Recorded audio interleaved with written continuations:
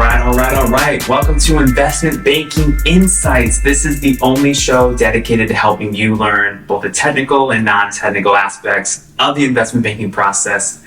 Hi, my name is Alex Mason and I'm your host. And today we're going to talk about valuation for a couple of minutes.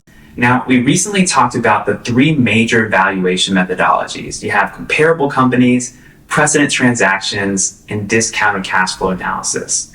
Now, those are really the core of how you and I as investment bankers are going to value companies. However, there are other ways of valuing companies that can be really important depending on the situation. So I just want to highlight two of those for you today. So we talked about comparable companies, precedent transactions, and DCF.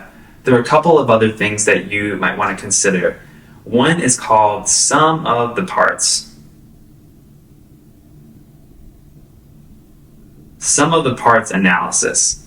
This is really useful when you're trying to value a company that's really a collection of a bunch of different types of businesses.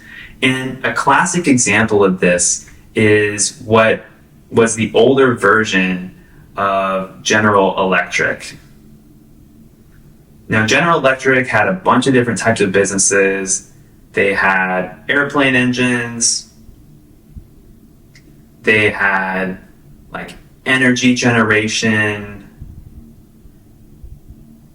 There's a locomotive segment of the business.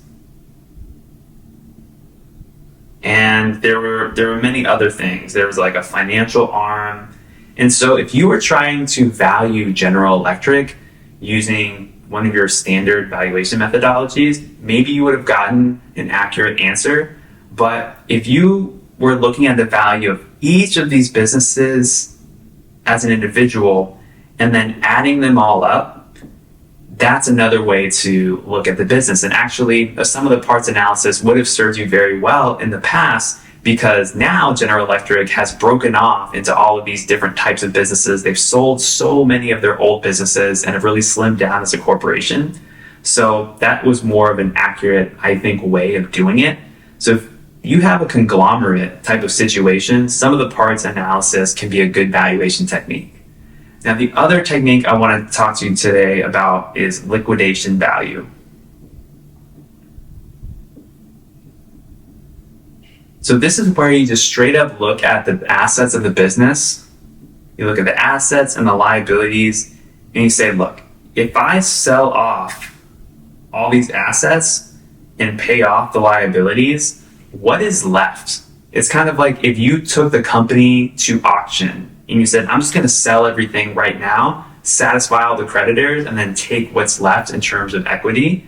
That's what a liquidation value is. And so this can be important, especially if there's a company that's struggling or going through some type of bankruptcy proceeding. You actually do get to the point of liquidation sometimes. And so the true value of the company might be limited to just the book value of the difference between assets and liabilities. All right, that's what I got for you today here on the show, Investment Banking Insights. I'm Alex Mason, and I'll see you on the next one. Take care.